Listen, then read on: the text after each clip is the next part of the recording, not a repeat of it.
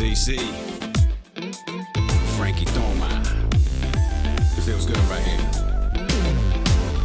Step, step, step, step, step, step, step, step, step. Come on, baby, come on. Come on, baby, come on. It feels good right here. Put on my linens and my loafers and just step it out. 1, 2, side to side. Come on, come on.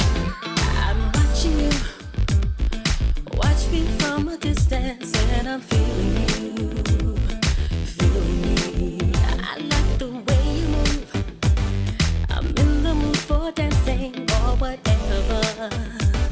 It's up to you. The way you're moving on the floor, can we dance, babe? Only makes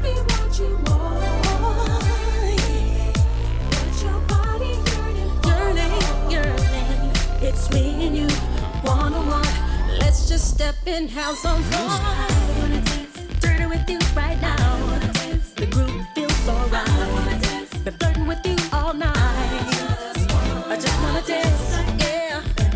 Just dance. No, I just dance. 'Cause tonight I feel the vibe is right for me and you. See the look in my eye, I'm looking at you. On the dance floor, damn how you do what you do. Go ahead, push it back, move it slow. At this point, I don't really care, she know. Wait a minute, boy. Tell your girl don't trip, 'cause we ain't about to creep. Really ain't that deep. It's just a dance, but a dance can turn to romance if we wanted to. It's up to me and you. The way you move only makes me want you more. Yearning. Let's just step and have some fun. I wanna dance dirty with you right now. The groove feels alright. Been flirting with you all night. I just wanna dance. Oh, just dance. No, I just dance. 'Cause tonight I feel the vibe is right for me and you. Down.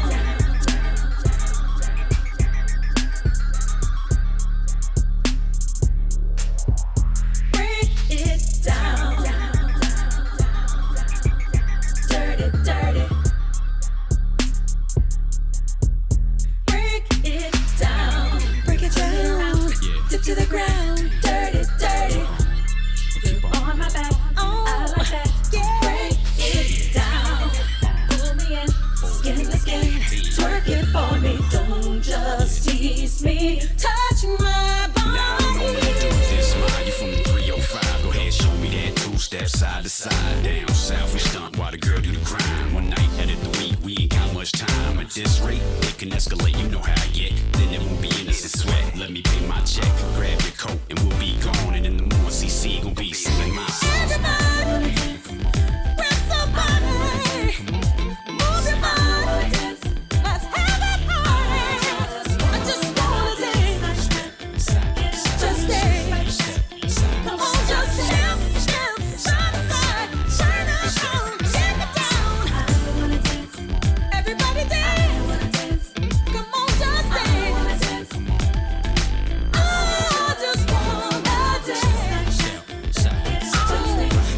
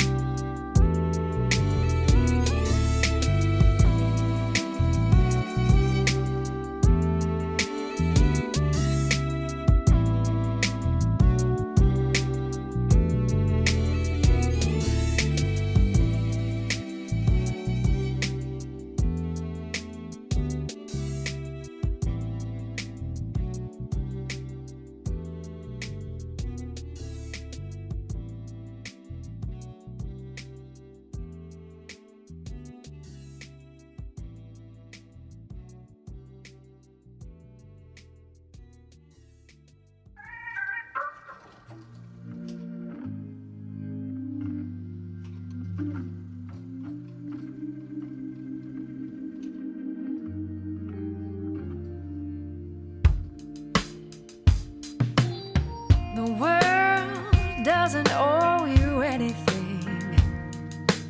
It's a miracle that you made it here at all. And there's no shame in suffering. The spirit soars only when it learns to fall with grace. It takes more out of you to push away than embrace. What is gonna be what is until it's not. And you'll miss so much in wishing that this wasn't what you got. Wisdom, you speak so softly. It took me such a long time to hear your rhythm beating inside me. Guide my feet so I can dance without fear.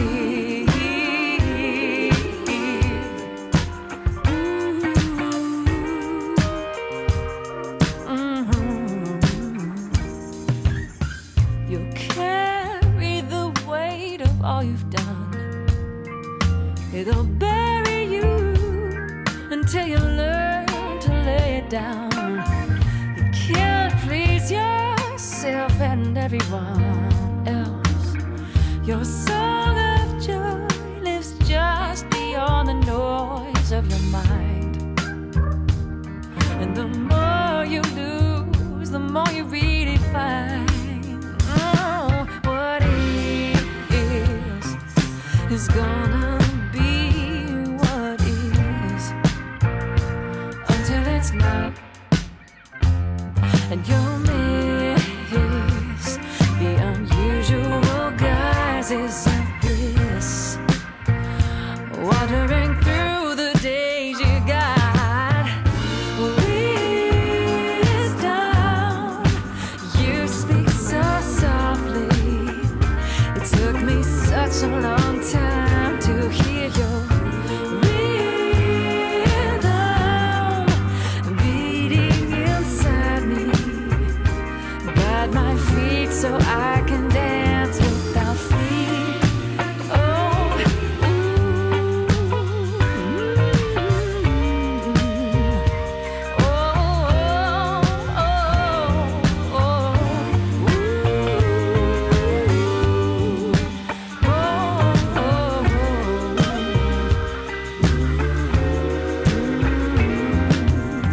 the world doesn't owe you anything. It's a miracle that you made it here at all. There's no shame in suffering. The spirit soars only when it learns to fall with grace. With grace.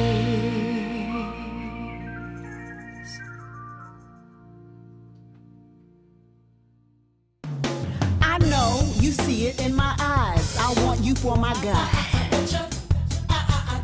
No lie, if I could pass you by, I wouldn't even try. My brain insane love came just like a hurricane. It's plain, no need to explain when it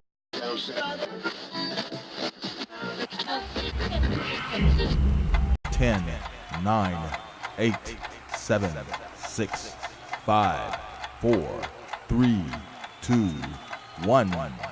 It is now time for the Indie Live spot right here on your station GHP Radio, your independent music source.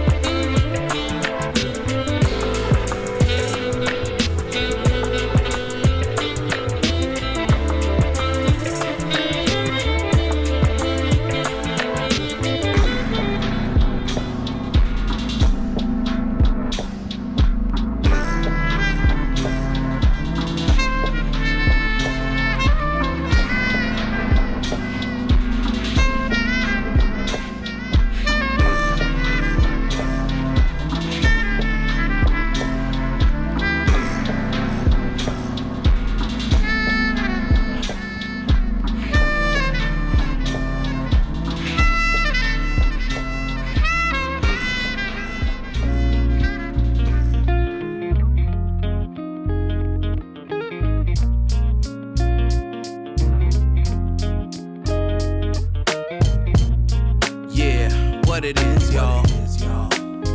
What it is, y'all. This be the universal question. We seek the answer. What it is. Picture the world with me. This is what I see. Justice, equality, racial harmony. What can one person do? I'm one, you make two. I will stand with you. Together we are better. What is color? What is race? Would you like me better if we had the same face? My blood bleeds red, my heart beats true. With so much love, my brother, for you. What is color? What is race? Would you like me better if we had the same face? My blood bleeds red, my heart beats true. With so much love, my sister, for you. Picture the world with me. This is what I see. No war, no poverty, ethnocultural harmony. I heard one person say, love will make the way for peace and equality. This encourages me. What is color? What is race?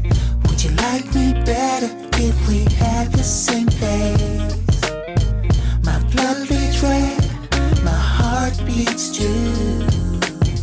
With so much love, my brother, for you. What is color? What is race? Would you like me better if we had the same face? My blood bleeds red, my heart beats true. With so much love, my sister, for you. Yeah, we're thinking globally, we're acting locally. Want somebody, tell me what it is. Yo, practice like that does not bend, but if you bend your mind, you just might find a friend. Find a friend. What is color? What is race? Would you like me better if we had the same face? My blood bleeds red, my heart beats true. With so much love, my brother, for you.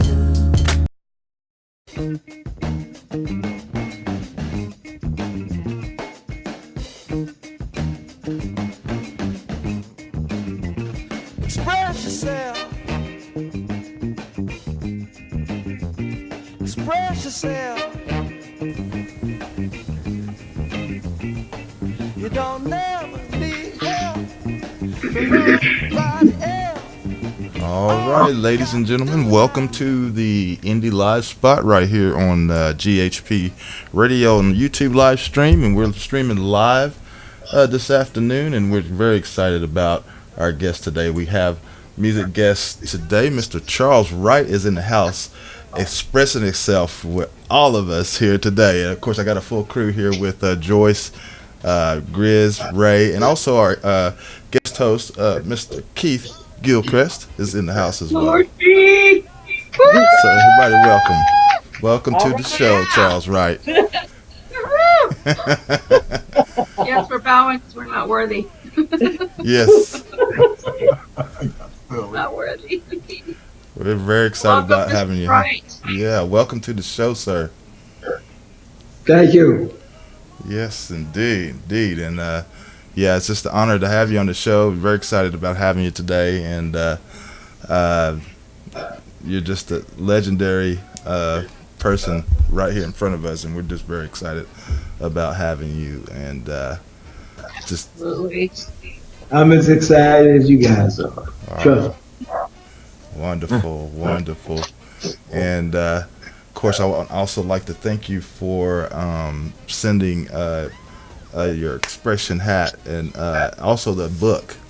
I'm very excited. I'm into the 5th chapter so far, so I definitely want to get into that too a little bit later as we talk and stuff. But so excited, and just welcome to the show. I don't even know what to say, man. You just, wow. This is express yourself. Yeah, exactly. Right on with the right on. Yes, indeed. We're all honored to be in your presence, legend, and what an honor it is to to be able to speak to you, because too often you hear every year a famous person or an influential person has transitioned, and now we want to come up with all the flowers. But let us give you our flowers now while you're able to enjoy it. So Don't be transitioning me. I know, right? I know, right? No, you got a long life, my brother. You got a lot to do. I got calluses on my hands. I'm hanging on in there. All right. Yeah. So where do we start with you? Come on, express yourself. Since that song it's been a hit for so long, it never stops being a hit. How do you feel about that? I'm thankful. I really am. I had some times when I didn't know what was going to happen, and that song has been a mainstay for me. At about 7, 8 years after it was a hit, my career kind of fell down, and I didn't know what I was going to do.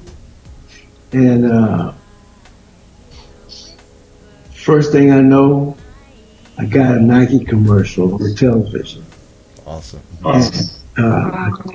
NWA sampled it and had a huge record. And after that, I can't even name all the commercials. I've had at least 30 some odd commercials. No, I take that back. Excuse me, around the world, 80 some odd commercials. Wow. So I'm blessed, I'm thankful, and I thank God every day for it. Amen. That's when you shout glory. Hallelujah. That's right. Absolutely. So Joyce, now you sit back now at this days and times now. I'm looking on TV. There's a lot of commercials that they're doing. They coming with Barry White and other shoot. I'm waiting to see yours come back through there again. Oh, it does occasionally. Yeah. It's somewhere right now in the world. It's in a commercial. Yeah. Yeah, it's always doing something.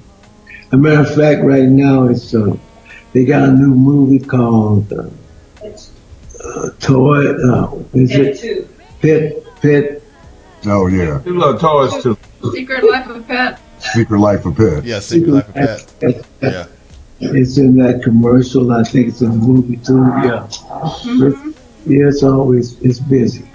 That sounds like it. That is a blessing. It is. Yes. What year was the song released, and how did it all come about? We was wearing platform shoes. That was 1970. Mm-hmm. And it came about, we had a huge record called Do Your Thing. Mm-hmm. Mm-hmm. And we were at Texas A&M one night. And we were performing Do Your Thing. And when it came to an end, it comes to an abrupt end, when it did, kids kept stomping and clapping. And I don't know, only God maybe. I said, express yourself. They went crazy. So I went to the hotel that night and sat down with a pencil and pad and started writing Express Yourself. Amen. Awesome. Amen. Inspiration. And those are always the best songs when it's inspired from something within your soul, if you know what I mean. Right. Yeah. Ironically, Do Your Thing was something we were recording live at a nightclub one night in Los Angeles, and we was playing a riff, and everybody out there on the floor looked like they was doing a different dance. So I coined that phrase, "Do Your Thing," right there, and wrote the song while we were doing it live. Wow. Yeah. Wow. Some of the best music. Wow. Well, I think that's every artist's dream, is to have a song that is such a hit that it just lingers on and on. You know, that's the evidence that it was a great song, because you have hits. They're hit per minute. Nobody wants to cover it in a live band situation, if you know what I mean. Yeah. And, they don't want it in commercials, but when you have a song like that that's played over and over, my husband always says, all you need is one hit, and then you just sit back. And That's true. It's not necessarily that way, because, like you say, a lot of people have a hit song and never heard of again. I had no idea, honestly, that Express Yourself would morph into the kind of a monster that it did.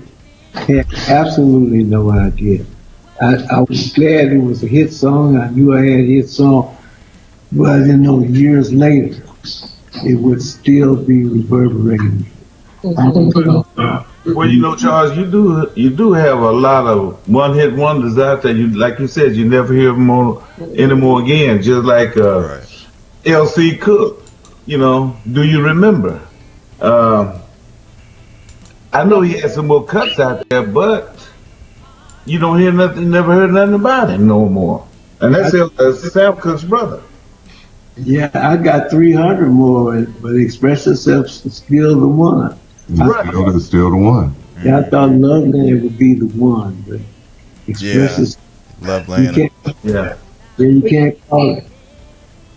Well, we had Yarbrough and Peoples on the show about a year or so ago, and their hit, it just left me. Just because it's 2 o'clock, what is the name of the song? Yeah, I know what you're talking about. Don't stop the music. Don't stop the music. Don't stop the music. And Cleveland said when they both, one of their uncles listened to the song, and it was so good. The uncle said, "You'll never be able to do anything better than that ever again." And that's exactly what happened. They had other songs come out. They were great songs, but for some reason, Don't Stop the Music. And even to this day, when I hear it, I just get this groove in me. And they're beautiful people. They're playing in church now. They're still performing and everything. But yeah, they sing in the church where my friend Fred Alexander. He's your friend? Yes. Because I know Fred. Fred. I wish Fred was on the phone. Yeah, Fred, and he played on a lot of my music too.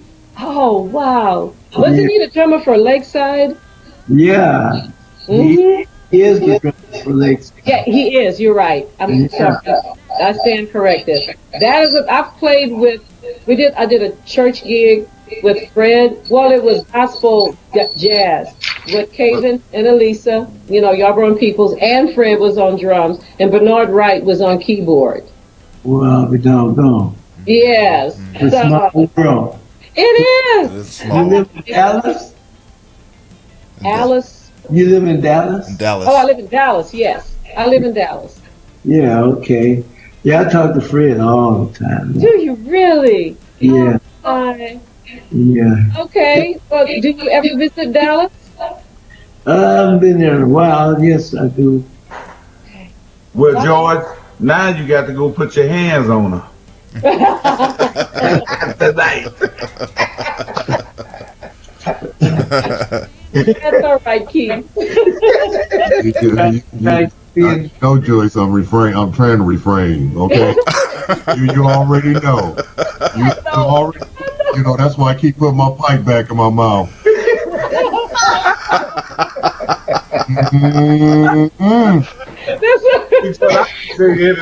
Anything may come off the top of my head. So yeah. Because as you can see, each one of us has our own personality. Yeah, I see. It's a good gumbo, if you know what I mean. All that good seasoning in it. Oh yeah. Well, what about what you're doing now? Because Gary was telling us that you're doing some awesome things now. The man got Browse the Pinewood. I'm sorry, Charles. Keep mixing up. Actually, I'm working on my next book. Oh, cool. Yeah. The book that I have now, the one that I issued you guys recently, is about my life as a child in the Mississippi Delta and what my family went through as sharecroppers. Yes. As closest link to slavery as you can get. Ooh. And we had a cruel sharecropping boss, and it deals with all of that and so many other things. And it's getting 5-star reviews on Amazon. All right. Awesome. Right. And people say they can't put it down. So yeah. Apparently he put it down after 5 chapters. Right. I'm going to go to sleep. I'm going to quit the show.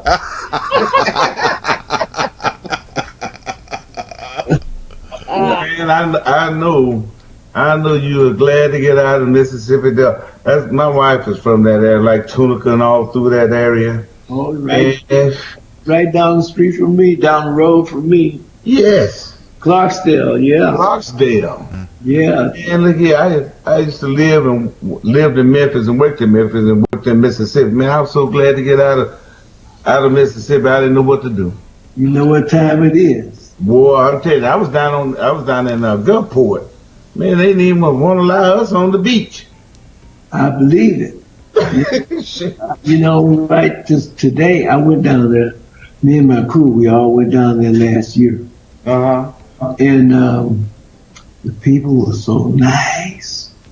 Wow. But it wasn't real at all. Oh, You know, they have confiscated the blues. That's right. Blues is a big business in the Mississippi Delta because people like Sam Cooke, myself, David Ruffin, John Lee Hooker, Muddy Waters. I mean, I could go on and on. Bobby Rush is a good friend of mine. Yes, you could go on and on about people from that area. And but they confiscated it. The club down there is supposed to be Morgan Freeman. Yeah. And it's really not. But anyway, and then soul food place. That's the worst soul food I ever tasted.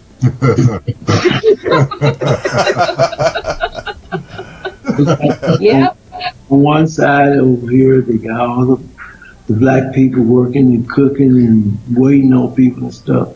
And on the other side of the administration, and guess who's over there? They got, and my cousin used to live in a cotton on a plantation about 2 miles south of Clarksdale. And they had a big gin there. They took the gin and turned it into a nightclub, plush seats and stuff. And they got some of the old houses that we used to live in, those shotgun shacks, refurbished them and put them all around that place. And they have people come from all over the world to that place to hear the blues. But really is a real thing. Yeah. They've taken and made a big market out of it. Of course. Yeah. It's just like anything else, you know. Besides taking the blues from you, they took the jazz from you, and so you know what could. But you can't take certain things. Yeah, that's true too. Yeah, you can fake it, but you can't take it. You can't take it. That's right. You know what was her lady? What was this lady name? And she was outside of Jackson. What is that? Vicksburg. Yeah. She was. She played in. Was sitting the party. Guess who coming to dinner? And she went back there where she died. There in a small house, no money. Yeah, I mean that's not that's a typical story actually. Yeah. Oh. But I want to hear about your book. Tell us one story. I know you want us to buy the book, and I'm sure Gary always gives you an opportunity. But I want to hear a story about something. Give me a sneak preview about your book. What story? What kind of a story you want to hear? Well, you see, I'm from South Louisiana, and there's nothing that can surprise me about what goes on in the Deep South. So if it's about racial injustice or racism or something you personally experience. And actually, I just put the picture of the book up on the screen there so everybody can see. Oh, good. Okay. Yeah. Okay, I'll give you. Let's see if this is short. There's a chapter called Altercation. And the altercation happened after my father's sharecropping boss accidentally drove into a pig's pen. And was inundated, about tons of pig shit. And so my father had to pull him out of there with his mule team. And after that happened, also he had helped my father. He had co-signed or paid the down payment for the first car my father had.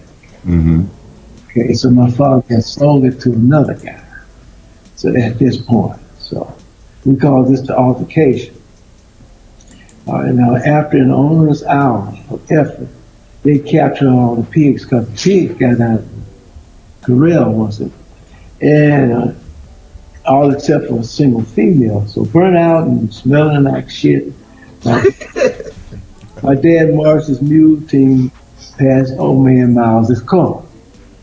But hold it, said Mr. Miles. Then after spending a nominal amount of time situating a beige rubber-tipped cane on the ground, he crawled out and walked the length of his car on wobbly legs. We gotta talk, he said. Yes, sir, Mr. Miles, but my mule, sir. Screw that. So what about what happened to the car I bought you? Well, you helped me to get it, sir, but I paid for it, remember? But I gave you the down payment for it, didn't I? Yes, sir, said Dad, but you took that out of last year's settlement, so I much more. I still gave it to you, didn't I? Yes, sir, but I've been paying you back. So where's the car now? I'm sorry, sir, but I had to sell it. You what? Did I give you permission to sell that car? No, sir. But due to circumstances beyond my control, well, who in the hell did you sell it to? To Mr. Leo. What? You sold my car to Leo Clark, boy? I'm sorry, sir, but I had to. And he had to because my father was running with another lady in the car, my mother caught it, okay? So, I didn't give you permission to sell that car, did I? No, sir. What'd he give you for it? Well, with due respect, sir, my dad said, since I paid for it, I don't quite think that's not your business. Where in the hell do you get off telling me what's my business? Every goddamn thing, I mean every goddamn something sucking thing around here is my business. I know, sir, but said Dad, but ain't no ifs, ands, or buts about it, said Mr. Miles. I said everything, and that means every goddamn penny you lay your black ass hands on, you understand? So where's my share of profits? Since I paid for it, since I paid for my own money, more besides, I figured whatever I got was mine to keep. And what do you mean, boy? More besides? Is you suggesting I done cheated you out of something, nigga? Did you try to make some sort of a smart accusation or not? His face now was redder than a beet and his Asian limbs shaking like animated sister. Who gave you the authority to think anyhow, said Mr. Miles, pointing his cane at my father. Listen up, you black sons of bitch.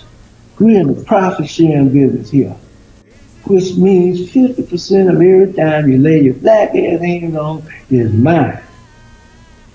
He even raised his cane again and was about to strike my father over the head with it. I could go on, but I don't want to wear y'all out. No, that's where you leave us, because now you have to buy the book. You got to find out the rest. That's all right. Wow. I'm sorry about the foul language, y'all, but that's the way. But that's the book.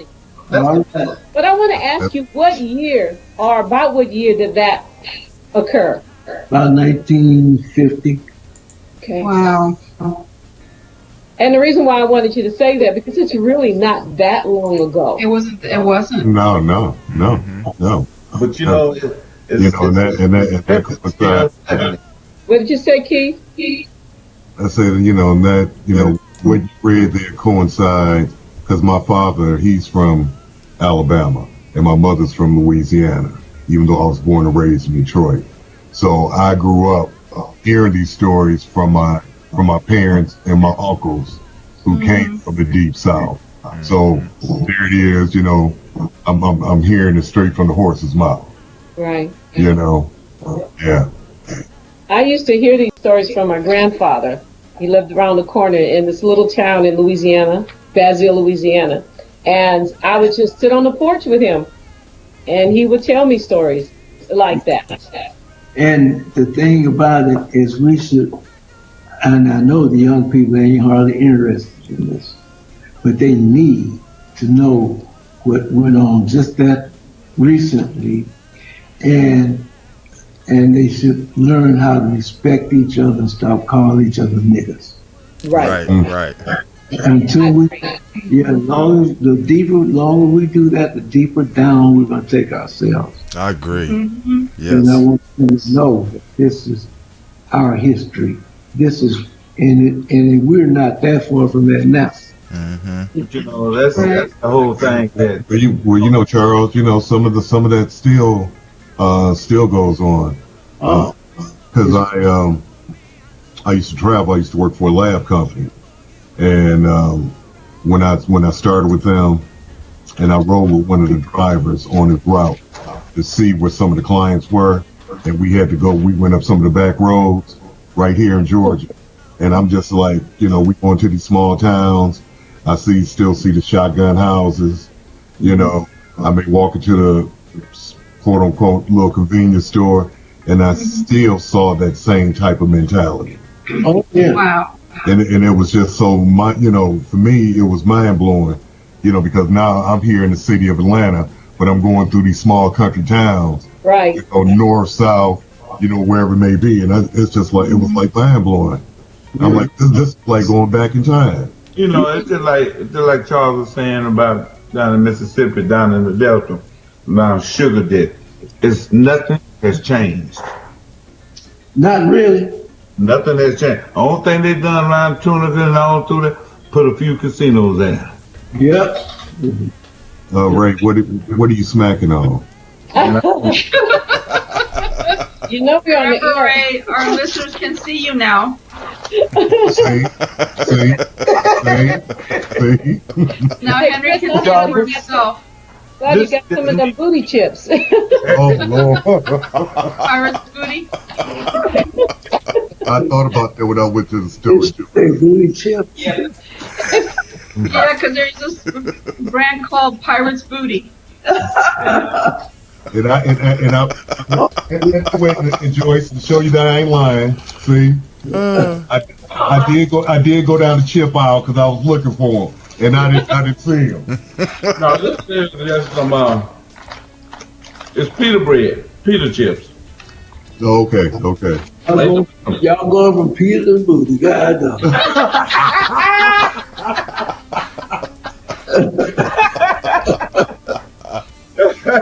Yo, what your mind is?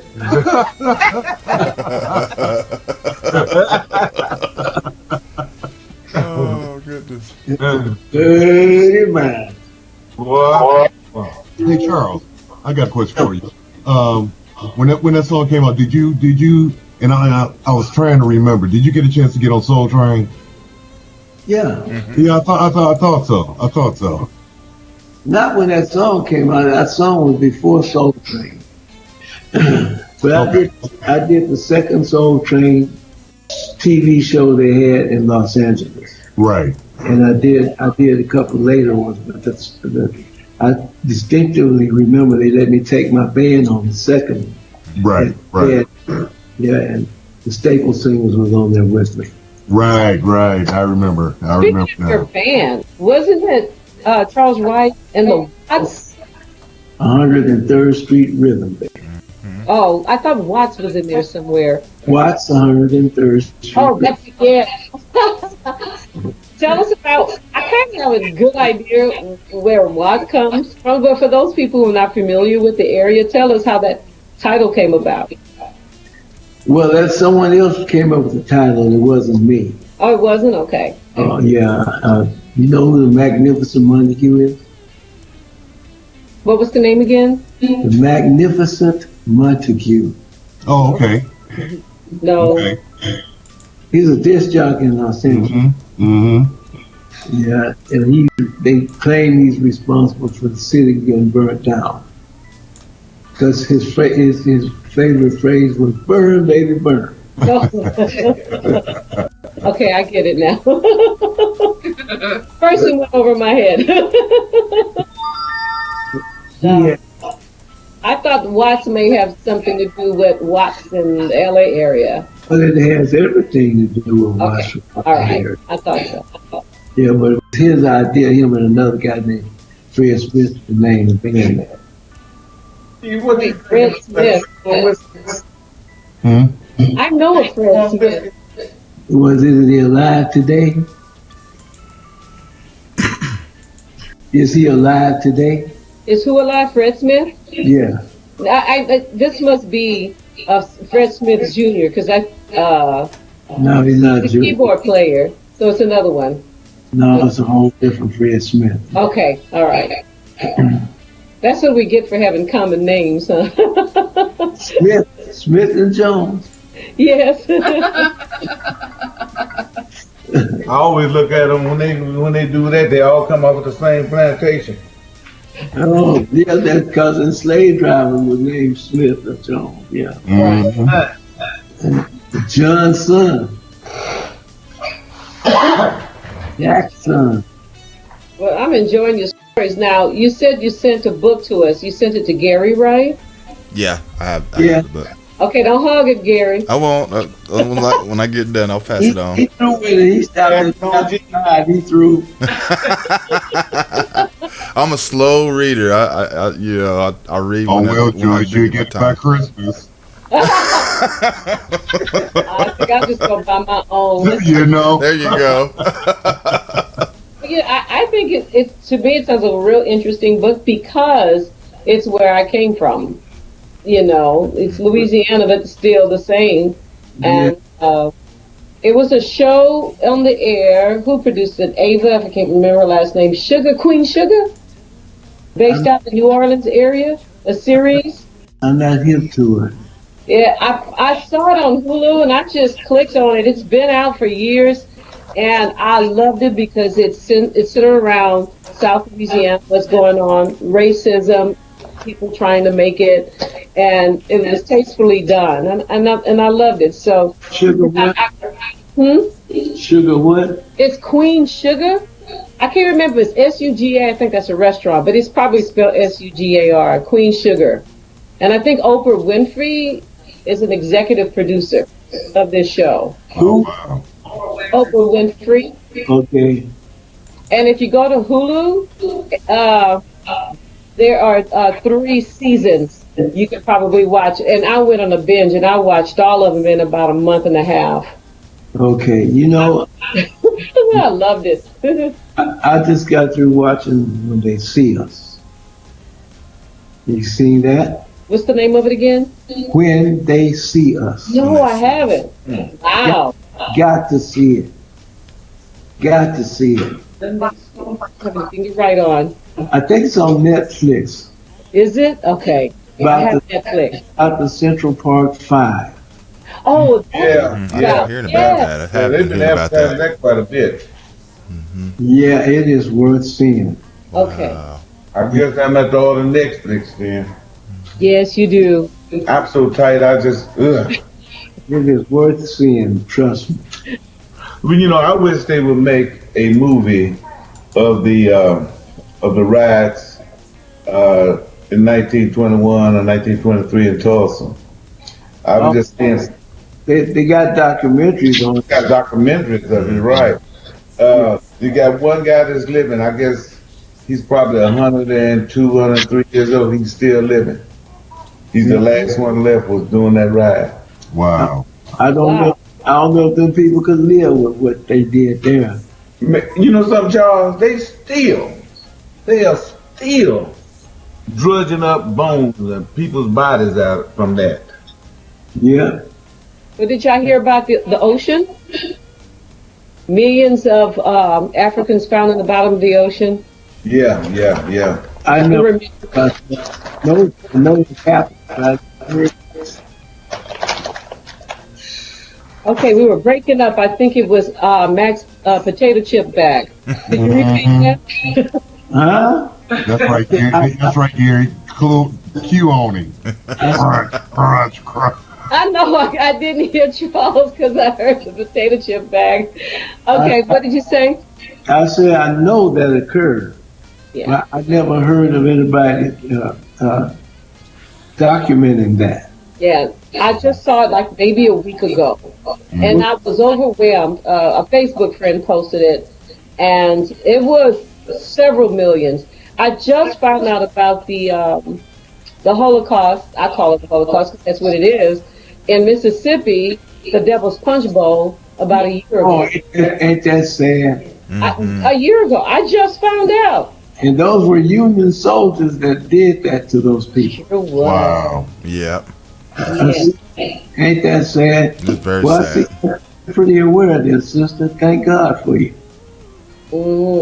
I mean, that's a Holocaust. And in the bottom of the ocean, I guess they estimated not just a few million. It was like 100 million. It was a lot. I think it was so much that my brain shut it down when I heard it because emotionally, couldn't deal with it. Yeah, you can't. I mean, it's just like I know I have no problems with movies like Roots and what have you, but I have to prepare myself to watch them, and I can't watch 2 in a row. Yeah. It's not like, oh, I can watch a whole series of this. I can't. Yeah, I understand you. Yeah, it's. I don't want anybody to think that it's not. They should release movies or books like you're doing. Yes, you should, but when it's your roots, when it's your ancestors, it hurts a little bit more. Well, see, Joyce, the whole thing is that when you was going to school, they eliminated it all from the history books. Of course. Now, you see in the movies of what's going on. They put up these documentaries and all of that stuff. This is how you get this education now. That's why I wrote this book. That's why you wrote that book. Right. Because all this stuff is not in the school system. That's right. Now, Charles, I have a question for you. What can music do, in your opinion, to help with this, what do I call it, a dilemma situation? What can you do with music to help? Well, I'll tell you something. I tried that. Mm-hmm. They shut you down. Oh. Yeah, I wrote a song that's been recorded by a lot of people. Nobody's ever had a hit with it. Basically because don't want nobody to play it. And it just got me in trouble. It's called Comment. If I want to look it up. Comment. COMMENT, comment? Yes. Okay. Yeah, I did it first, and then I did it on television one day, and everybody tried to do it. Della Reese, I did it on her show. She did it. She recorded it. Les McCann recorded it. Ray Charles recorded it. I heard his recording, but he never put it out. I don't think Joanne would allow him to do anything that's kind of got some diversity to it. But a few other people, a white group called Courtship, put it out. Another white group called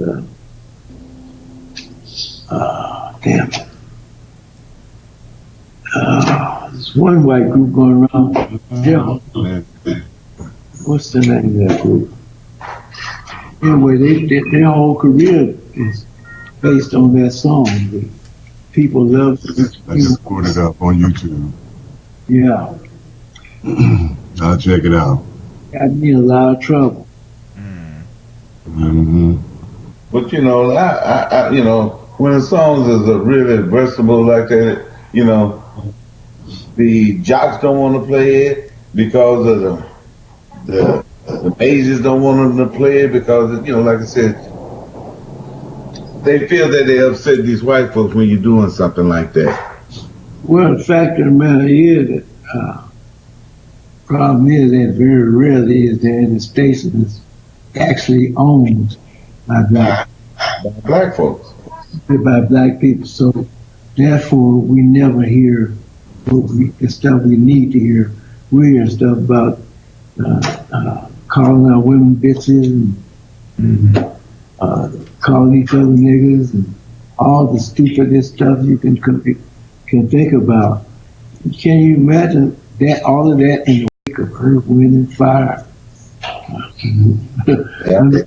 It's ridiculous where we are now. Yeah. And these disc jockeys probably don't have no other choice than to play that junk. Right. Yeah.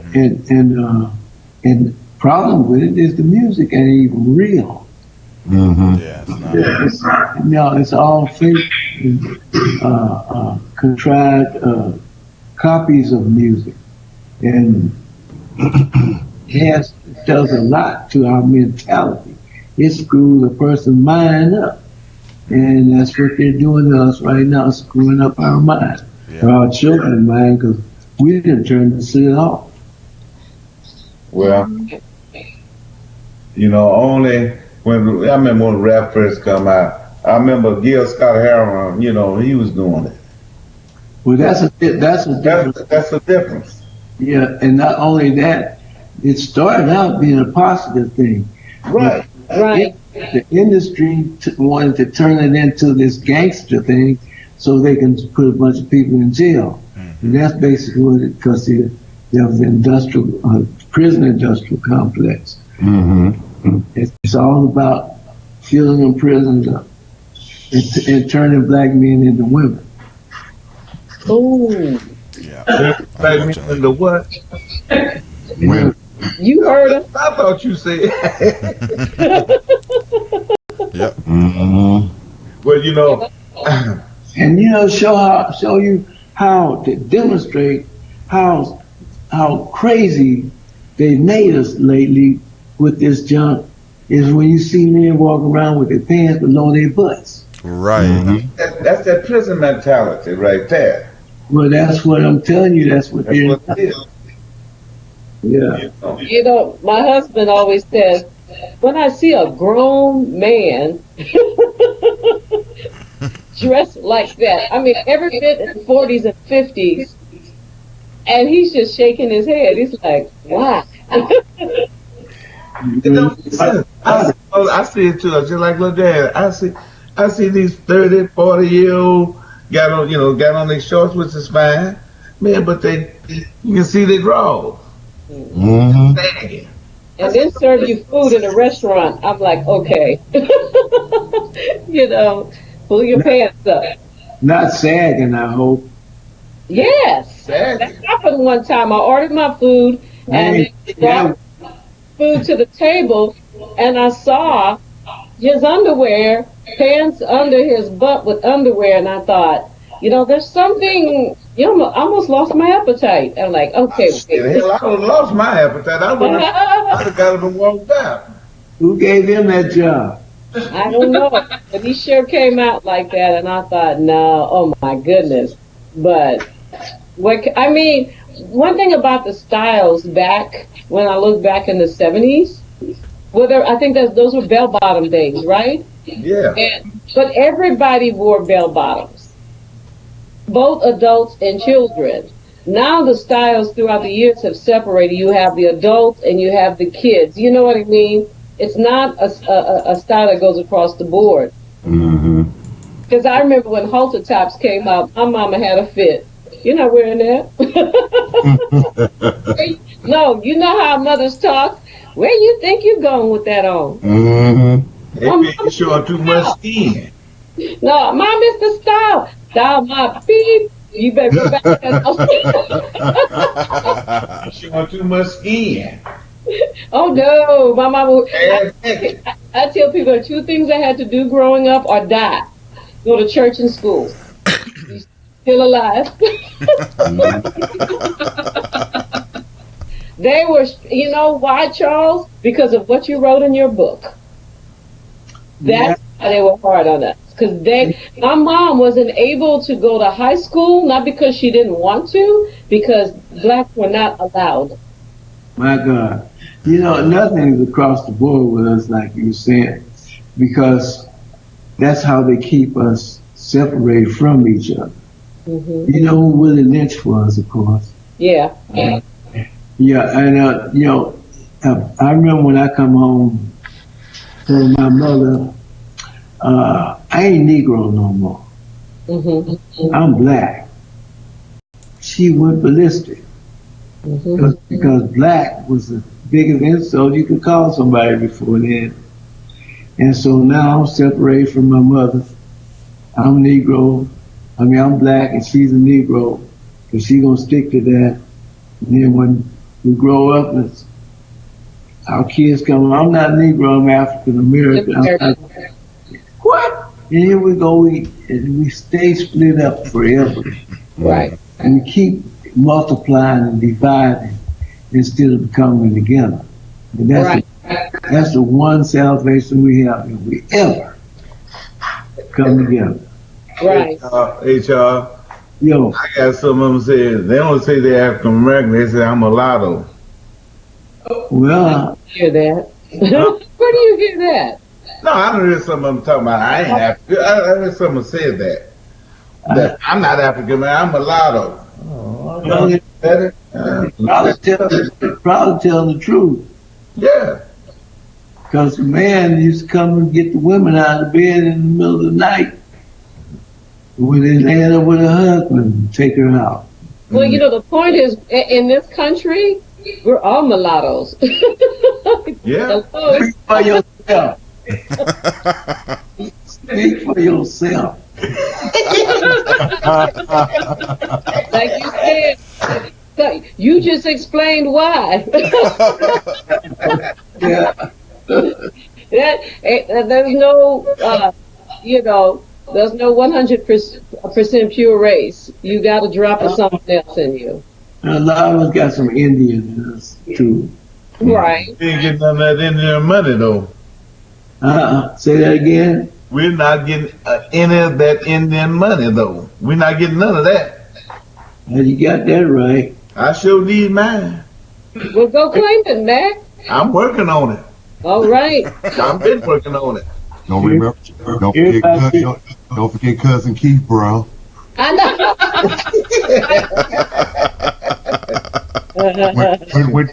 when you hit on that, yeah. Hey, Ray. Oh, my grandfather, I knew it got Indian in him. In I forgot what year they put it in, but in 1902, this judge denied them their rights. Not the Indians their rights? This is my grandfather now.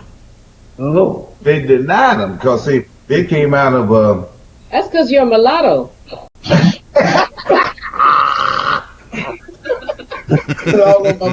This is all on my father's side of the family. You ain't no pure Negro. Oh my goodness. I know I'm not. Well, the kids say you mixed. Hey, you mixed. When I heard that, I'm like, ain't no cake recipe. What do you mean? How you mixed? Yeah, that kind of got to me when I pulled that up on pulled up the I can't even think of the name of it. You pulled it up through the archives and stuff, and I saw where they denied them in 1902 their rights. But you said back and look at them, they ain't got no Indian. What's that woman that's trying to run for the president and says she's Indian? She ain't no Indian. No, I think they proved that though. But they've done all of that. But this is what I say. You can't, even if you have 1% African, if you have been living as a Caucasian for all these years and you don't just suddenly claim, oh, I'm black, so I can get benefits. Yeah, well, something. Don't y'all knock Elizabeth Warren. She might not be Indian, but she sure got some good plans. She does? Okay, great. I'm with you. I don't care what color she is. You got something good? That's right. I shouldn't get political, but she one of the best things going. I don't know about Biden. He has too many ghosts in his closet. When it comes to black folks. Okay. But they all voted for him anyway. I don't know. I remember when they said Clinton was our first black president. Clinton put more black men in jail than anybody in their history. Yeah. That's true. And his wife got an award, the Margaret Sager Award. You know who Margaret Sager is? Who is she?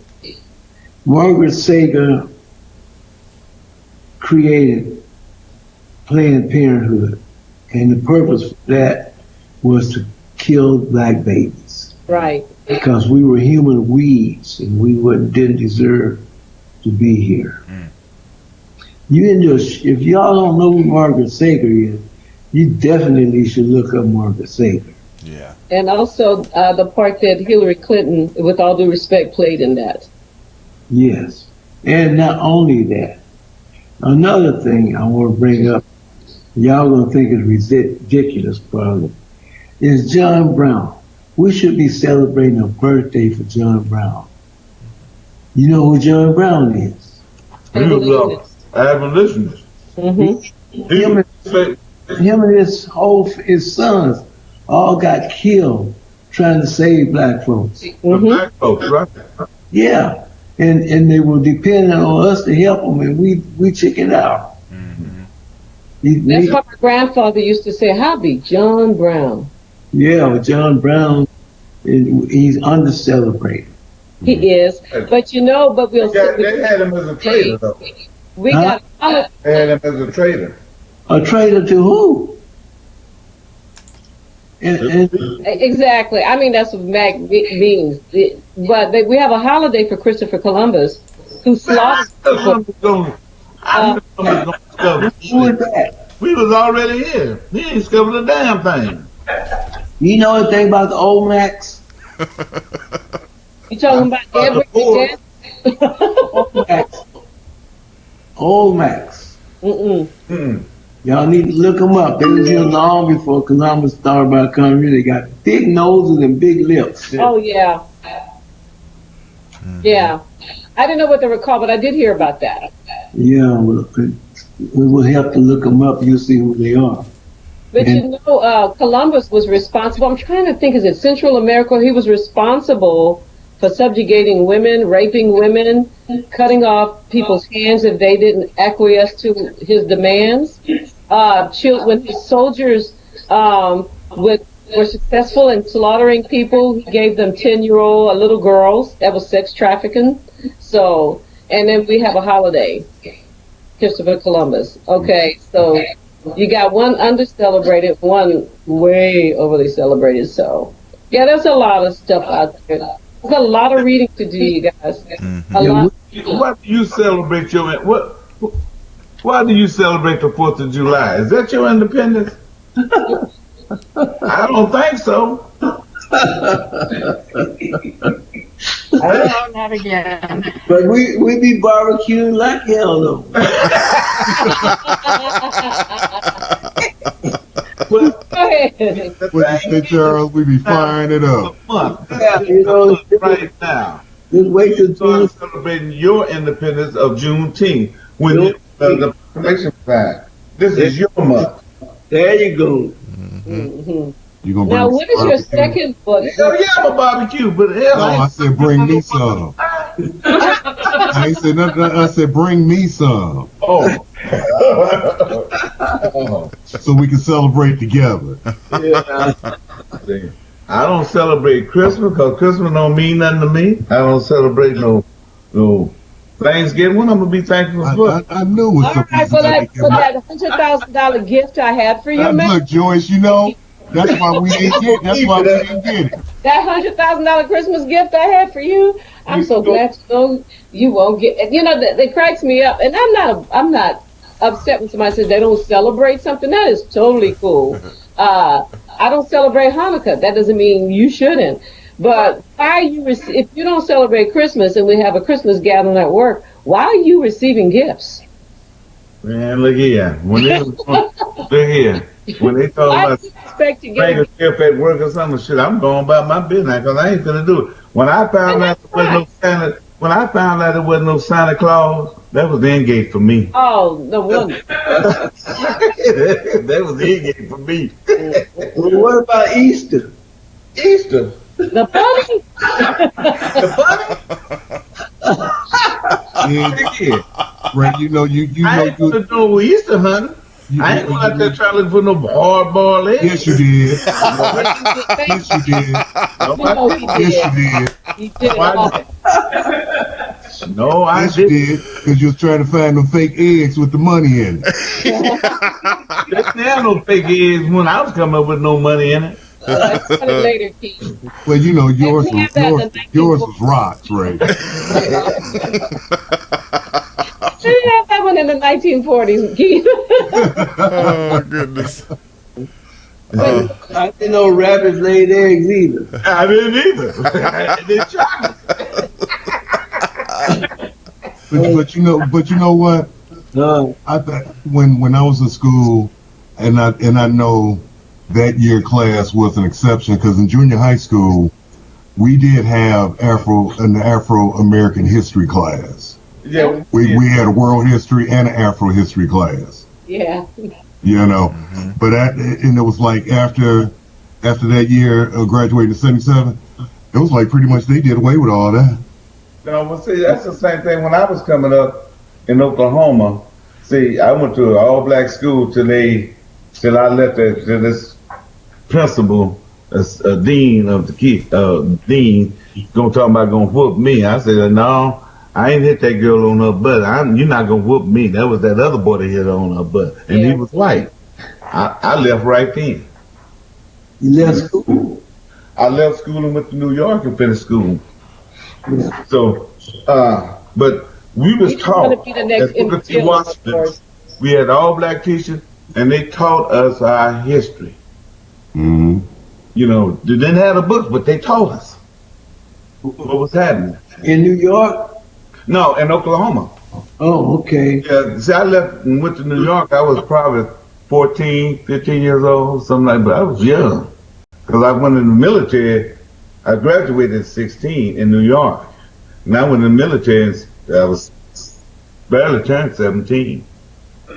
Yeah, well, you know, when I was in Mississippi, believe it or not, at the few I did get to go to school, I learned more real black history than I did when I got to LA.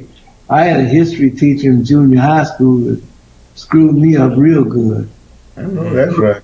She told us how black folks got here from Africa. And man, you wouldn't believe it, what she told us. And I believed it for 4 years, I think. At least 3 years. She said, this is in my next book, she said that some people left America and went to Africa and had a good time with the people there for a couple of weeks, and then they decided it's time to go, and they got on their ship and they hoisted this big, beautiful red, white, and blue American flag. And said some of the natives thought that the flag was so beautiful, they got in the canoes and they followed them way out into the ocean. A storm blew up and the captain said, we better take them on board. And they brought them to America, and the people loved them so much, they said, go back and get some more. And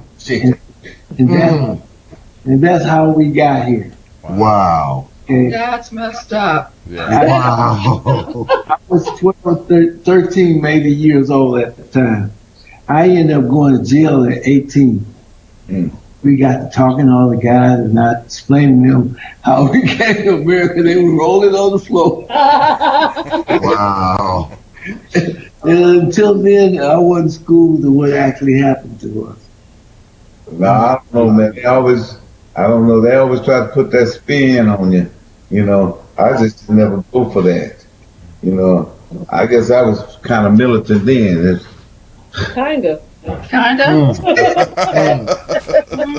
you That's an still got us understatement. stuck choking over here, Doc. That is an understatement if I ever heard one. I guess I was militant, 'cause I just didn't go for all of that old stuff. You know. Can you go? Sorry. Oh no. I don't know. I guess I was raised up a little bit different because I'll do my job, but I ain't gonna kiss your ass to do your job. To do my job. I'm gonna do it, but I ain't gonna kiss your ass to do this. Well, can you be militant and religious at the same time? I think so. Yes. Yeah. Yeah. I believe. You turn the other cheek. Sometimes, but not all the time. Well, you either religious or you're not, or you're militant or you're not. Well, I guess I am a little militant, though. I ain't gonna do what. Yeah. Jesus tore the roof off the sucker too. You know what I mean? You walk in and say, "You thieves, get out." Say that again. I said, I said it in today's language, if you will. I said Jesus tore the roof off the sucker too, because he walked in and said, "You den of thieves, y'all got to get out." Yeah. You know, if that's not militant, just because you're religious doesn't mean that you're a person that you're a pushover, that you won't fight back, or you don't fight every battle. Some things you let it go because it's just a waste of your time. It's just not worth it. When it comes to my son in the school system and he's being mistreated, then yes, you better believe I stood up. I went to the school board and had meetings, and we corrected that. If you're going to kick my son out of a situation because he put a little cuss word on Twitter, he was wrong, but his teacher uses profanity all the time, and he's still there. And then, too, you find out other students were involved in illegal activity, as in drugs and alcohol. They got a slap in their hand. They're still there? Yes. Mama's coming up, and this is about my child. This is different. But somebody said something bad about me. Who cares? I don't care if you like me. Yeah. You know what I mean? There are some things, and you can say, "Well, Joyce, I thought you were a believer, and you're doing all this. You're supposed to turn the other cheek." No, not in a situation like this. I don't believe that. So Yeah. I don't believe in it either, because I know I would go off for two left shooters, because I don't play it. I didn't play it when I was in school, and I didn't play it when I was in the military. As long as I do my job, leave me alone. yeah. But I'm the person that follows the protocol. I will approach you professionally. I will, do everything I can to be reasonable, because I don't, you don't want to see adults fighting. But if I go to you and we're having meetings to work this out, and in one case, with the principal put both fists on her desk, and she was coming after me.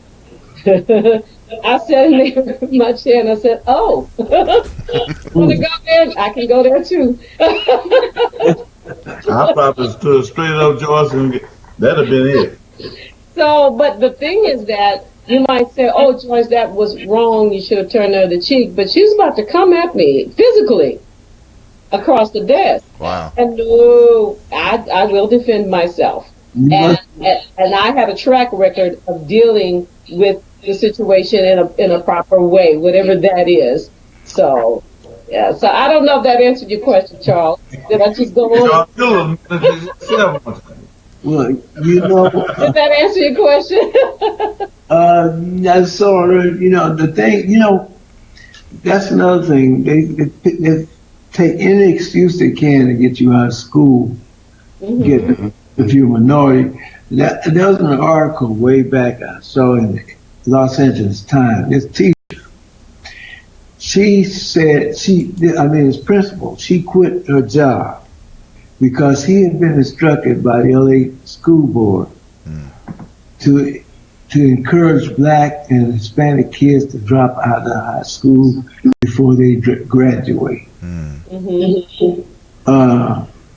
And I admire her for quitting the job, but it didn't change anything. Right. Because it is. Even I remember when I was going to high school, it's uncomfortable to keep going to school when you don't feel it. You don't feel like you want to.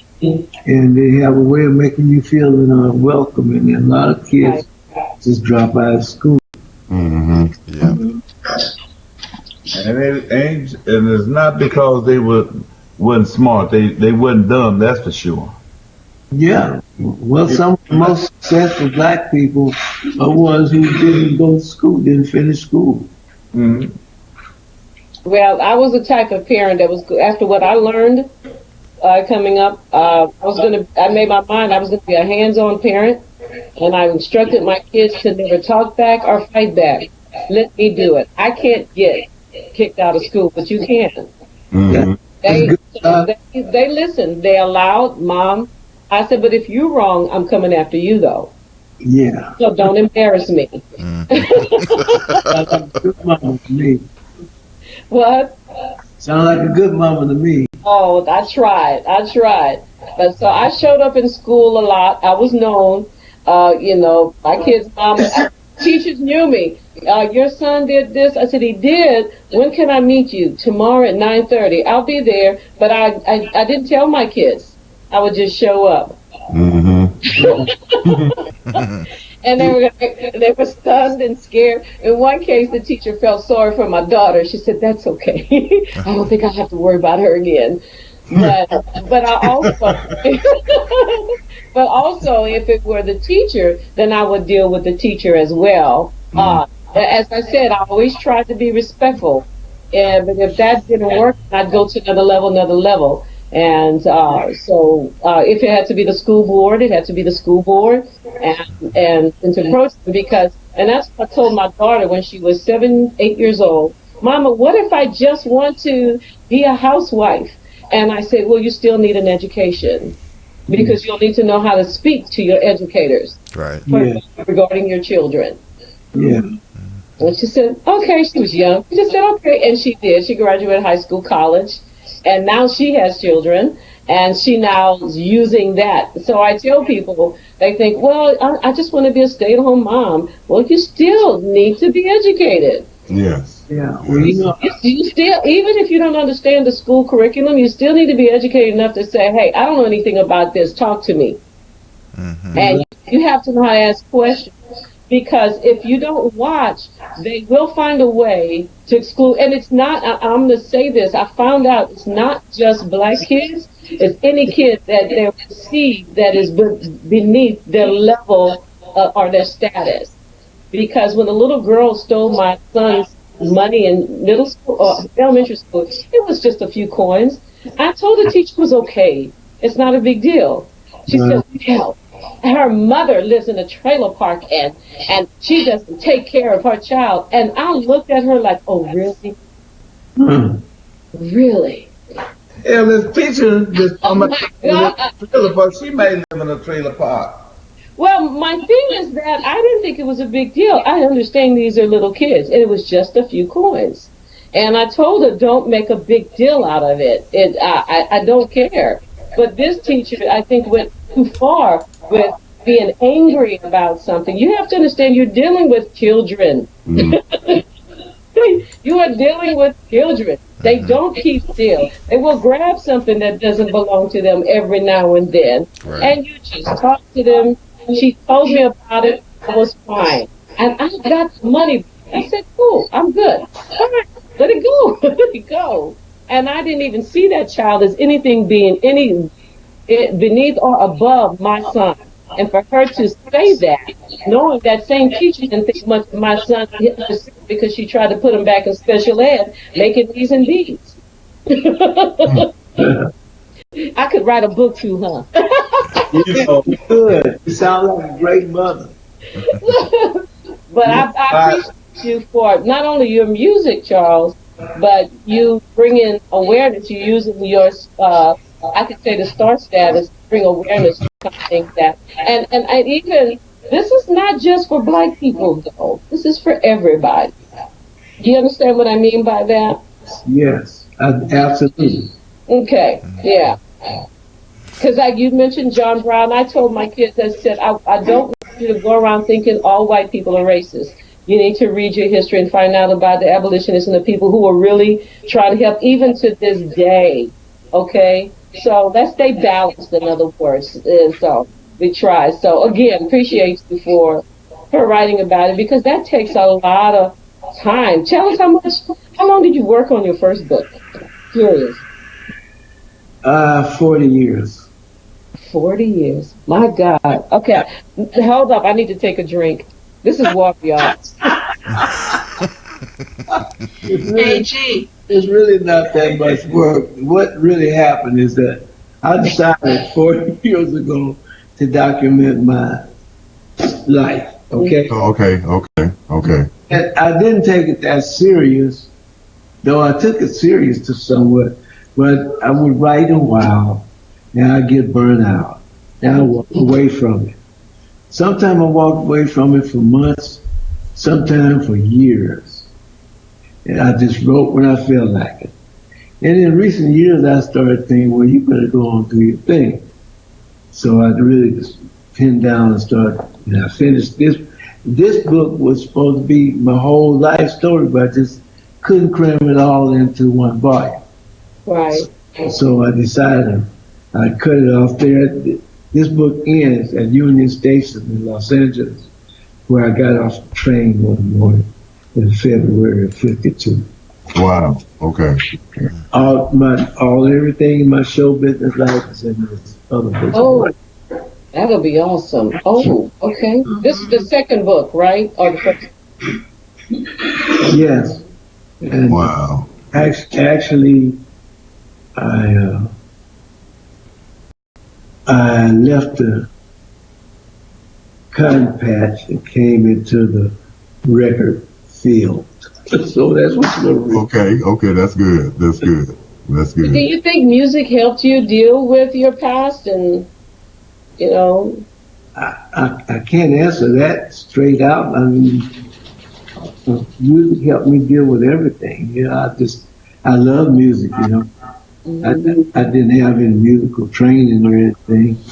I just came here and I heard some people doing.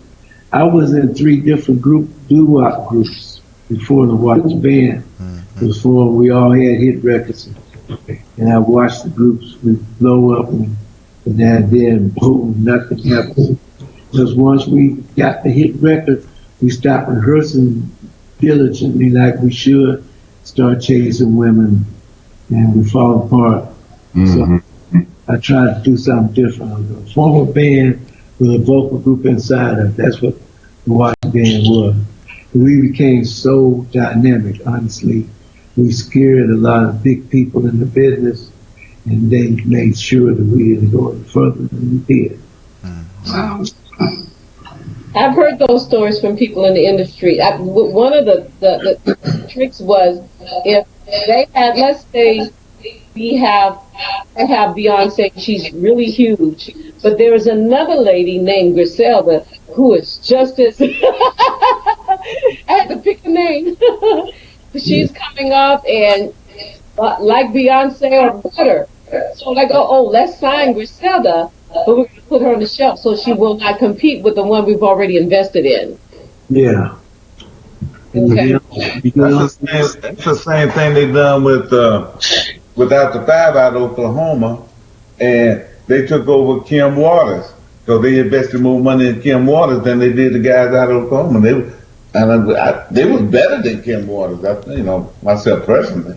Well, nothing has changed in the business. Nothing. Just the players, the language. That's it. The way they try to reshape it, but it's still the same. It's still the same. I talk about it all the time with different artists, that I consult. Nothing has changed, But there is throwing the puzzle up in there. There is a map. It's a hard map. It's a hard road. But it's there. It's just everybody finding their own level of success. Right. I sit back, Keith, and I listen to, you look at all these different shows that come on, like the Grammys and stuff like that, and they got people that win the Grammy. Boy, look here, I got more talent in my big toe than they got in their whole thing. Some of them can't sing worth a quarter. You can hear them missing notes if they're doing it live. So they got auto-tune that hits them out. About that? Well, what we did, we worked in the club on Hollywood and Vine for 2.5 years, my band and I, and we refined our performance to such a degree that when all of a sudden they start realizing that we were relevant, they started putting us on shows, these huge acts. And the huge acts could never follow us, so they started destroying us. Mm-hmm. I mean, so that's what really happened to my band. That wouldn't have worked if I didn't have some jealousy inside of my group. Oh. Yeah, so that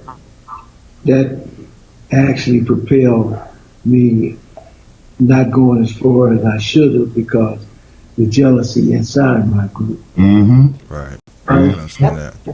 I was being bit in the back over here, and on the other end, I was being attacked. Mm-hmm. People who had huge names, but when we go on and we walk off the stage, they could never follow us, so they decided to destroy us in various ways. Yeah. Yeah. That's true. Everybody's quiet because we're going. I mean, because it's a common story. Yeah. That is the common story. I maybe it is, but I haven't heard it from what happened to me. I haven't heard it from that angle, but You know, Charles, I thought, because when I graduated from college, I thought, I want to be a jazz saxophone player, and then nobody was interested in a woman holding a horn then. And back then, the internet wasn't what it is today. And I thought, oh, I got to sell my soul? Yeah, I got to do this? I said, nah, I got to do it. Well, now I'm an independent artist, and I have no interest in signing a label, even though they have no interest in me either. But I'm okay with that because I've been approached by independent labels, but really, it's everything sounds like a hustle to me.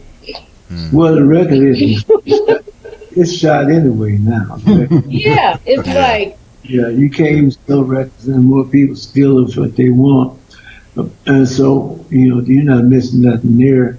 And they're not pushing me and you. They're pushing little white kids. They're stealing from me and you. Yeah. And they're merchandise and T-shirts and hats and shoes and all kind of other merchandise. It ain't the records anymore. That's true. They say, oh, he sold so many million records. And I don't even believe it, to be honest. It's about getting that artist's face out there and getting a lot of other kids who are gullible enough to think this is great and go and buy their merchandise. And they're selling merchandise. But yeah, one guy asked me, he said, Joyce, I love jazz. I love smooth jazz. I love why isn't there more and more? I said, how much money do you spend on jazz? And he answered that. That's why. I said, they don't care about the genre, they care about the money. If people are spending money on buying that, then if they said, oh, if people start buying Joyce Spencer's album by the millions and millions, oh, okay, they're not interested in me. It's the money. So if you think, anybody I talk to, if you think I don't have enough of this, enough of that kind of music, spend your money on it. It doesn't have to be me, anybody, spend your money either buying the music instead of just, turning on YouTube or go to buy tickets to their events. I promise you, it will work. If you have an event and somebody, even like last night, that was my debut here in LA. And it wasn't until after I performed that I got the respect. We didn't give you that at the beginning, huh? Not, oh, this is just somebody trying to do something, No, it was not that anybody was rude, but you could see the different level. Because what happens is the audience reaction. When you get the audience up, when you get them dancing, when they get them hollering and doing all kinds of things, so, you know what I mean? Because every time you get on the stage, you don't know if the audience is going to accept you or not. We go on and we give from our hearts. We pray, we ask God to help us, We get on the stage and we do our thing. And because I can't sell CDs before I play. They only sell after I play. That's true. My opinion is, I mean, I think the key to my success is not about the money. Mm-hmm. Money is important, I know. Right. But to me, we brought something special to these shores. We brought something that everybody wants. Mm-hmm. Everybody copies and emulates. Mm. Problem is, we never made any money doing it. But they're making millions and billions doing it all over the world. Everybody in the world trying to do what you do. Everybody in the world trying to do what we do. Right. Mm-hmm. Everybody wants to be black, but nobody like black. Mm-hmm. Strange dichotomy. There it is. Yeah. Very nice. Hey, I heard your voice. All right. Well, to myself, man, I just, you just done had a full life and everything that you have done, man, and lesson within itself. And like I said, you don't get too many of them don't get that blessing like what you got. True, and I don't have no right to complain, really. No, you ain't complaining. Yeah, but I just have to tell it like it is. Tell it like it is. Yeah. Yeah, and we just don't. Yeah, we just are being used totally. Actually, we've been slaves, and we're still slaves. And until we decide to pull ourselves together, which is the hardest thing to do, because every movie you see tell you black ain't nothing. Every television show you see down there tell you black people don't count, they ain't nothing. And so we have this mentality that's been ingrained in us through the media all the time, and we ain't shit, but we are the shit.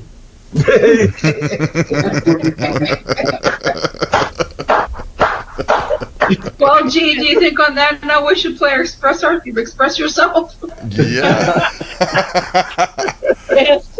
Yeah, I think so. That's a perfect segue. Yeah. Yeah. So let's do that, and then we'll come back and close up. Okay. Yeah. All right. So y'all keep it locked right here. We'll be right back with you.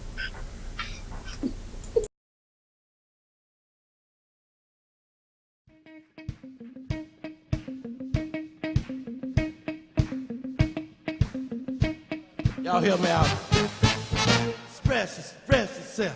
Express yourself. Come on, y'all. Express yourself. Express yourself. Express yourself. Express yourself. Express yourself. Express yourself. Express yourself. Express yourself. Express yourself. Express yourself. Express yourself.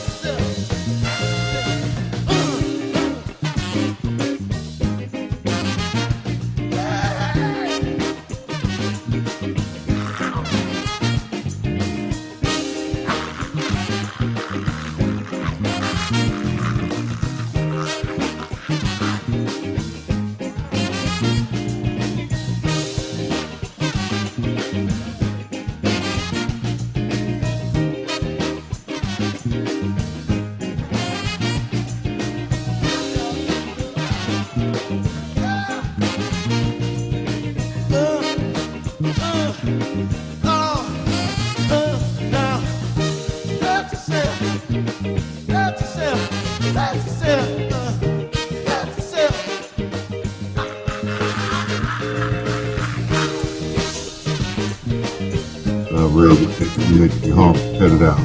All right, ladies and gentlemen, we are back. Jeez. And that was the sounds of Charles Wright there with the band and everything. That was great. And of course, we're back. And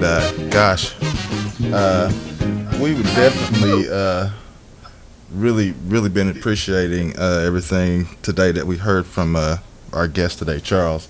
And before we go on, I want Charles to let everybody know where they can go to purchase this great book, and also everything else about Charles. He's got a great website, of course, and I believe it's expressyourself.net. Isn't that correct, Charles? Expressyourself.net, yes. Yeah.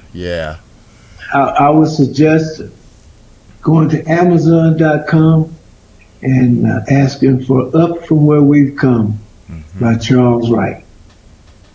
Yes, indeed. And I hope you enjoy it as much as I enjoyed writing it. And even though I'm a slow reader, I do read. I just read in my time. I got so many different things going on, but I do read. But I just actually started on it because I've been so bogged down with so many things here lately. But I do love. I love what I've already. I know that the book is going to be exciting because I'm looking forward to everything just from the very beginning that I started. You know, just those first 5 chapters there. Wow, it's going to be cool. I can't wait to get into the rest of it. All right, I'm gonna buy one, but I won't mind autograph. Well,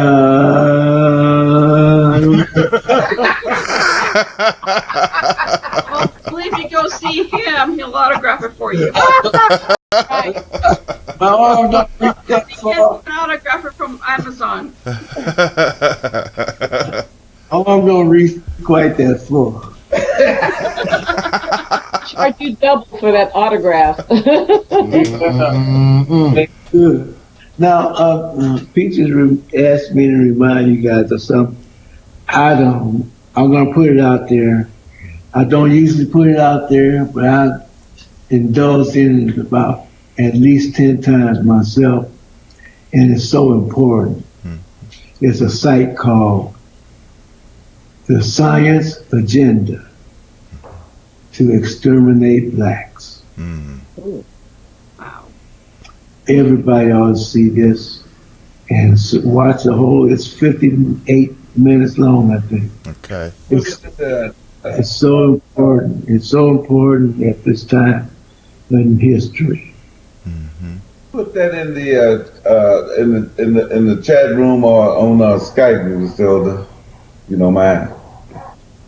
And the video is going to be an archive too. You guys, our listeners, you can come back and listen and get that information. And there's one more that I'm passionate about. Is the Black funeral director tells the truth. Wow. Is that one I have to prepare myself to read? Like Roots? Roots is something that they're going to play over and over again so white folks, children will know this is where we had them. Ooh. Okay. So Roots, I don't, without seeing the Roots, no, that's in the past. But today we have to deal with survival.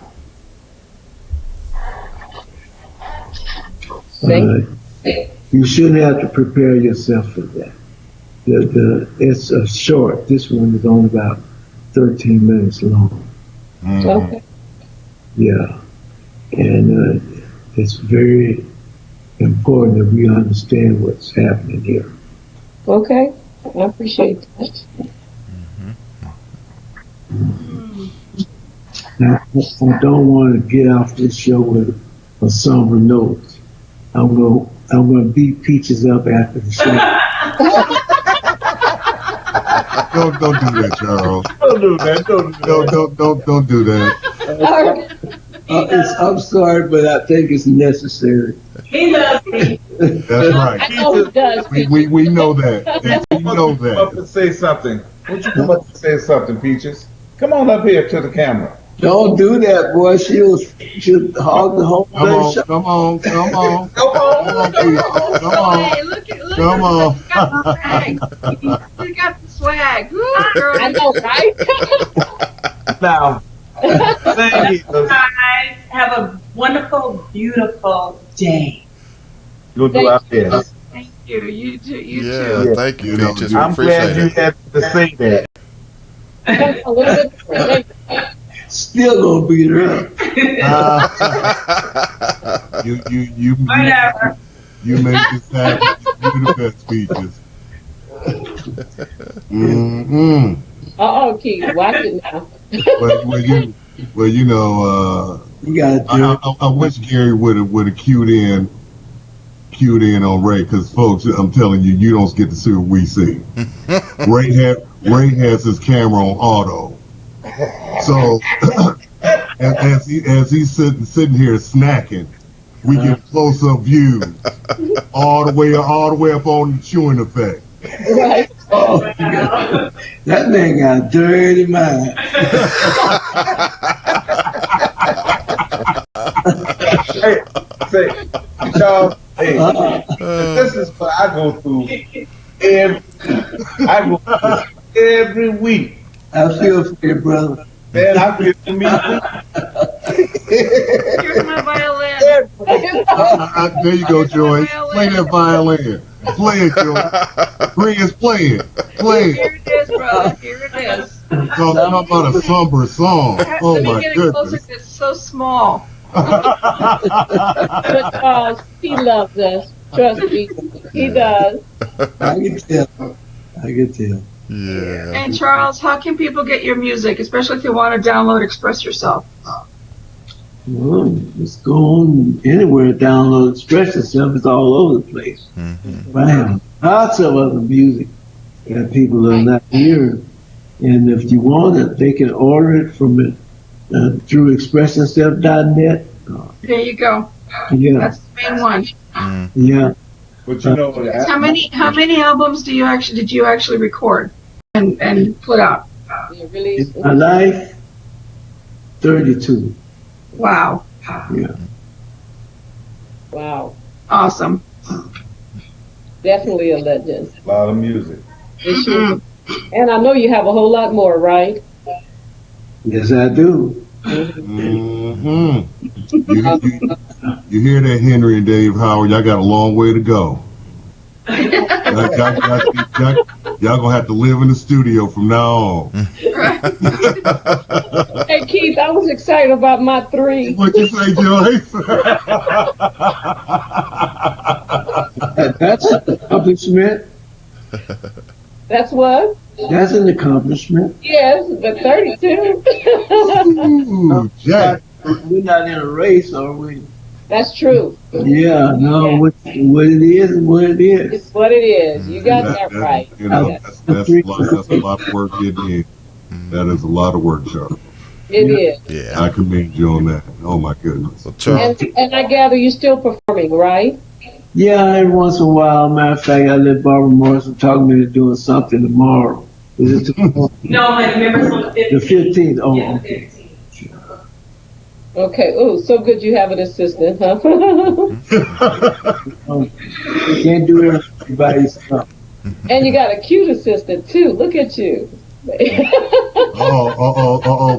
Peace. Oh, look at it. I knew it was coming at me. She is like uber expressing herself. She can't help it. Bless Work it, Miss Thang, work it. He's cute. Look, it's the first time you've been speechless, Charles. I'm trying to figure out how I can get you one of the baseball And look, at the end for the other gentleman, he's got his second foot out. That way he knows that he's there.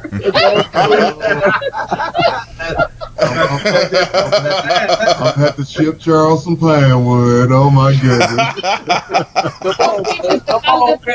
I can look like you. Oh my goodness. Okay.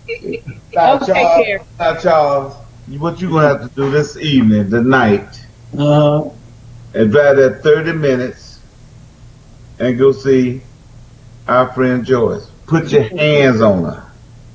I hope I can. If I can, I will. You know what? Unfortunately, I got some people laid up that I have to kind of look after to keep their spirits up so they don't leave us. And I've been well. Did you hear him? I'm a hands-on man, you know. So I'm kind of trying to look after some people. Yeah. It's in the sick and shut-in, yeah. Right. I knew that's what he meant. Yeah. I did too. Well, I'll be back in LA if what I heard last night is true. I'll be back. I'm gonna try to get it, but you come on so early. You come on between 6 and 8, you say. Well, last night it was 8:30. It was later last night at Regency West, and it's a restaurant, so. Yeah, you still might be on Colorful Time. I don't know. I was about to tell you that. If I don't go to see these people that I promise I'll come, they close down on me, so it'll be too late if they close the place up. Okay. Yeah. So, but I'll try to get over there. I mean, it disrupts my schedule, but I'm gonna try. That's right. That's all I ask. At the French Quarters. French, you're right. All right. And like I said, I'll be back, and I'll keep in touch. Okay. All right. Okay. Well, Charles, man, we really, really do appreciate you hanging out with us. You made it through the full 2 hours. Can you believe it? Yes, I know. I don't believe it. You got sweating up in here too. But you're looking good sweating, brother. Yeah. Y'all are some wonderful hosts. I mean, I appreciate you. Well, we appreciate you, man. Yeah, we really do appreciate you. And we just want you to continue doing greatness, because you always have done greatness, and And we look forward to anything that you got, coming out. So let us know. Just keep us in the know if you don't mind. Okay, right now, what I'm interested in people doing is looking into this. Absolutely. Up from where we've come. Yes. Could have a question mark behind it, but it doesn't. That's a good one. Yeah. Statement, not a question. Mm-hmm. Yeah, right. Do you already have the title for the second book yet, or is it in the making right now still? I kind of got it, but I don't want to expose it. Yeah, I hear you. Yeah. Okay. You might write a book and beat me to it. Good point, though. That's a good point. That's true. As long as you read every word about it.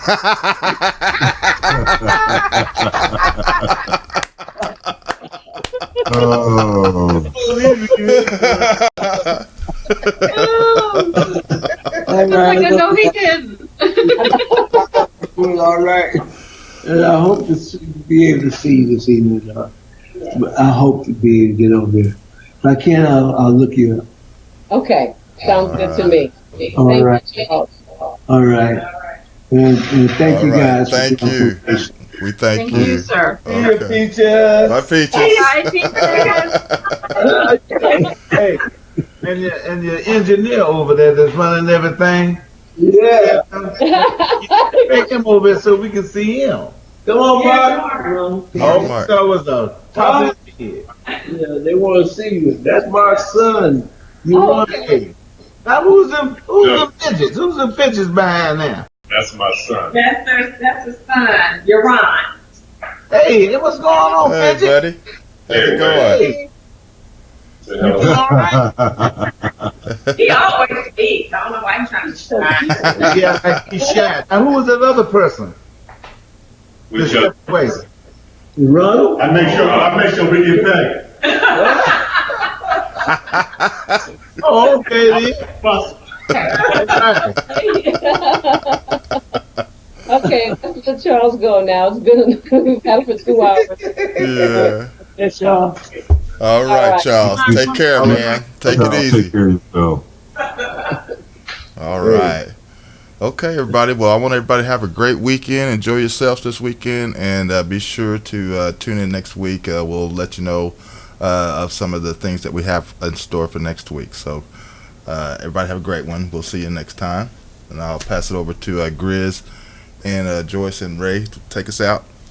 Well, I'm going to say this. Say, Mom, keep the counting in the window because the tall man is coming home. You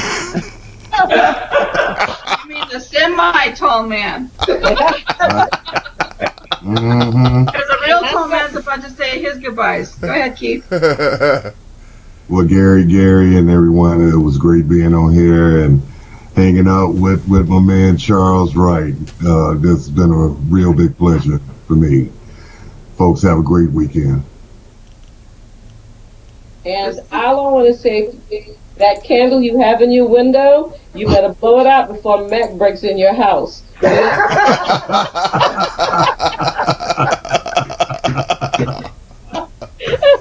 Well, I go through this every week. You know we love you, Mac. But you always set us up. Again, I enjoyed the show so much. What an honor to be here with a legend like Charles and hear his stories. It's, you opened up a new chapter in terms of what I know about you. Now, God bless you in your books and all your endeavors. Thank you, darling. Mm-hmm. Oh, Gary, you forgot to tell him also it's going to be a podcast of this show. Yes. We did. Okay. God, we did. I must have missed it. I must have been running my mouth. Yeah. You think? Yeah. Anyway, Charles, thank you. Thank you for being here with us and for spending the whole show with us. It was an honor. It was a pleasure to have you on our show. Thank you. My pleasure too, darling. Thank you very much. All right, people, thank you for tuning in. My chat room, the gang in the chat room, thanks, guys, for coming in and supporting our show. Don't forget to invite a friend for next week so that we can grow our brands. We'd appreciate that. Everyone have a great weekend. Be safe out there, and we'll see you next week. See you later. Bye. Bye bye, everybody.